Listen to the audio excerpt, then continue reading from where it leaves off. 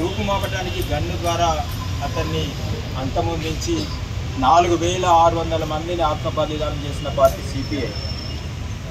సరే, మనం రాజ్యాంగాన్ని నమ్ముతా ఉన్నాం, పార్లమెంటరీ విధానం నమ్ముతా ఉన్నాం.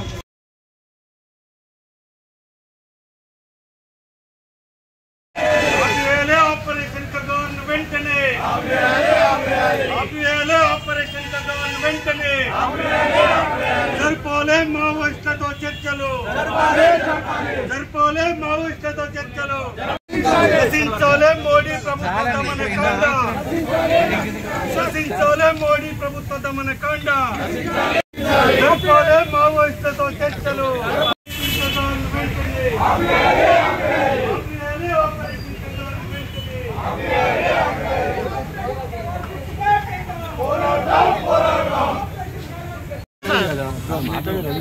ఇక్కడ వరకే వచ్చిన 2 నిమిషాలు పర్మిషన్ తీసుకున్నంత వరకు మనం కాపాడుకుందాం.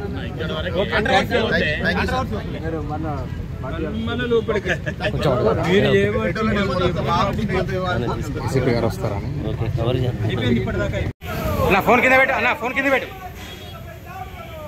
ఫోన్ కింద పెట్టు అన్న.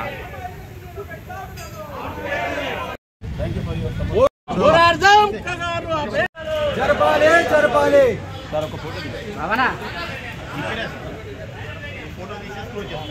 పంపించింది అతను. అంటే వరంగల్ జిల్లాలో ఉండద్దని పోలీస్ వ్యవస్థ పంపించింది. కానీ ఈరోజు కేంద్ర ప్రభుత్వం లోపల హోంశాఖ మంత్రి అమిత్ షా గారిని ఒక రాష్ట్ర హైకోర్టు ఈ రాష్ట్రం విడిచి వెళ్ళాలని అతని వార్నింగ్ ఇచ్చింది. ఆయనకు అదృష్టం కలిసి వచ్చిందా? ఇప్పుడు మన హోంశాఖ మంత్రి ఉన్నాడు. అటువంటి వ్యక్తికి మన ఉద్యమాలు ఏం తెలుస్తాయి, మన పోరాటాలు ఏం తెలుస్తాయి? ఏం తెలియదు. ఒక రాష్ట్ర హైకోర్టు నువ్వు ఈ రాష్ట్రంలో నివసించే హక్కు లేదు, నీ వల్ల ఈ రాష్ట్ర ప్రజలందరూ కూడా ఖరాబ్ అవుతారన్న ఉద్దేశంతో అతన్ని నిలగొట్టింది. ఈరోజు అమిత్ షా లేకుంటే మోడీ ప్రభుత్వం కూడా ఏం చేస్తా ఉన్నారు? ఒక వ్యవస్థను, మతోన్మాద వ్యవస్థను పెంచిపోషిస్తారు. దాని తర్వాత వాళ్ళు బతకటానికి డిపార్ట్మెంట్ మనుషులు గారా అక్కడ 450 మంది ఆదివాసులు చనిపోతే 10ల సంఖ్యలో పోలీసులు చనిపోయింది. 2 ప్రాణాలు కూడా మావే. భారతదేశంలో పుట్టిన వాళ్ళ ప్రాణాలు తీస్తుంటే మేము కళ్ళప్ప చెప్పి చూస్తున్నాం. భారత రాజ్యాంగాన్ని కాపాడుకోవడం కోసం ఈ వామపక్ష పార్టీలు ఇలా ముందుకొచ్చినాయి. దానికోసం శాంతి చర్చల ద్వారా ఒక కమిటీ ఏర్పడ్డది. ఈ మావోయిస్టులు ఈ 24 తారీఖు శాంతి చర్చల కమిటీ వాళ్ళకు ఒప్పుకున్నారు. మావోయిస్టులు వీళ్ళు ఇంటలేరే, ఈ బీజేపీ ప్రభుత్వం ఇంటలేదే. వాళ్ళకి ఎక్కడ గుచ్చితే వాళ్ళకి ఏర్పడుతుంది. అంటే ఆర్ఎస్ చెప్పాలనా, బీజేపీ చెప్పాలనా? ఎవరు చెప్తే ఇంటారు మీరు? మోడీ గారు, అమిత్ షా గారు ఎవరు చెప్పాలా మీకు? ఇది ఒక ఆలోచన. అంటే ఆలోచన కాదు, భవిష్యత్తు లోపల మనకు ఉంటుంది. కానీ బీజేపీ ప్రభుత్వం శాంతి చర్చల కోసం మావోయిస్టు పార్టీలు ఒప్పుకుంటే వీళ్ళు ఏమంటారంటే ఇంకా పెద్ద లీడర్లు 11 మంది ఉన్నారు. 11 మందిని వాళ్ళు గనుక మేము లొంగిపోతా అన్నా కూడా వాళ్ళని ఎన్కౌంటర్ చేసేదాకా శాంతి చర్చలకు రానే పరిస్థితి ఈ బీజేపీ ప్రభుత్వాన్ని తీసుకున్నారు వాళ్ళు. ఇది వాస్తవం.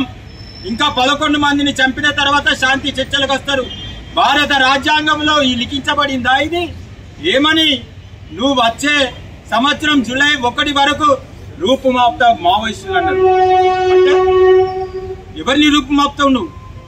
భారతదేశంలో ఒక ఉద్యమం కోసం పోరాటం చేసే మావోయిస్టులా? వాళ్ళకు తెలిసి వచ్చిన రోజు, వాళ్ళు పార్లమెంటరీ విధానం చేపట్టిన రోజు మీరెక్కడుంటారు?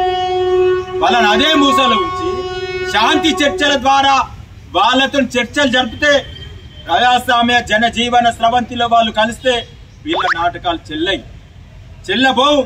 మళ్ళీ వామపక్ష పార్టీలన్నీ ఐక్యంగా ఉంటది. భారతదేశ వ్యాప్తంగా లెఫ్ట్ పార్టీ అధికారంలోకి వస్తుందని అవకాశం ఇస్తలేరు. కాబట్టి ఈ భారత రాజ్యాంగాన్ని నమ్మే ప్రతి ఒక్క ప్రజలు పౌరుడు ఈరోజు ఈ బీజేపీ ప్రభుత్వాన్ని నినదించాలి, మతోన్మాదాన్ని కూకటి వేళ్లతో పెకిలించాలి, లౌకిక తత్వం కాపాడాలి. బాబాసాహెబ్ అంబేద్కర్ రాసిన రాజ్యాంగాన్ని మనం గౌరవిస్తా ఉన్నాం.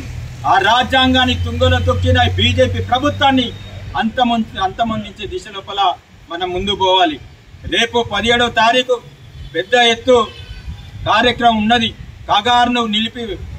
ఆపరేషన్ కాగారు నిలిపివేయాలి. శాంతి చర్చల ద్వారా ఇది పరిష్కారం చేయాలని 17వ తారీఖు ఉన్నది. దాని తర్వాత కూడా మనము ఈ ప్రభుత్వం దిగివచ్చే రీతి లోపల ఒక వినూతనమైన పద్ధతి లోపల కార్యక్రమాలు నిర్వహించాలి. 23 జిల్లాల లోపల అనుమతులు ఇస్తారు. మన జిల్లాకి ఎందుకు? సరే, ఇక్కడ ఉన్న పరిస్థితులు వాళ్ళకు ఉండవచ్చు, డిపార్ట్మెంట్ వాళ్ళకు ధన్యవాదాలు. ఈ మాత్రం కూడా అవకాశం ఇచ్చినందుకు వాళ్ళందరికీ, ఇందిరాగాంధీ వాళ్ళందరికీ కూడా ధన్యవాదాలు, ఏసీపీ గారు కూడా ధన్యవాదాలు. కానీ రానున్న కాలం లోపల ఎవరి కోసం అయితే ప్రాణాలు తీస్తా ఉన్నారో, ప్రాణాలు అర్పిస్తున్నారు, వాళ్ళ కోసం ఇక్కడ తెలంగాణలో పుట్టిన ప్రతి ఒక్క పౌరునికి విప్లవ భావాజాలం కలిగి ఉంటది. కాబట్టి వాళ్ళ కోసం మనం ప్రాణాన్ని సైతం లెక్క చేయకుండా ఈ బీజేపీ ప్రభుత్వం దిగి వచ్చేంత వరకు ఉద్యమాలు కొనసాగించాల్సిందిగా వామపక్ష పార్టీల నాయకులకు మీ అందరికీ మరొకసారి ధన్యవాదాలు తెలియజేసుకుంటూ, విప్లవందనాలు తెలియజేసుకుంటూ, మరొకసారి ఈ డిపార్ట్మెంట్కు అవకాశం ఇచ్చిన వాళ్ళకి, మీడియా మిత్రులకు, మీ అందరికీ కూడా ఈ అందరి తరఫున అభివందనలు తెలియజేస్తూ ముగిస్తున్నా ఉన్నాను. మనం ఇక్కడ ఒక ఫోటో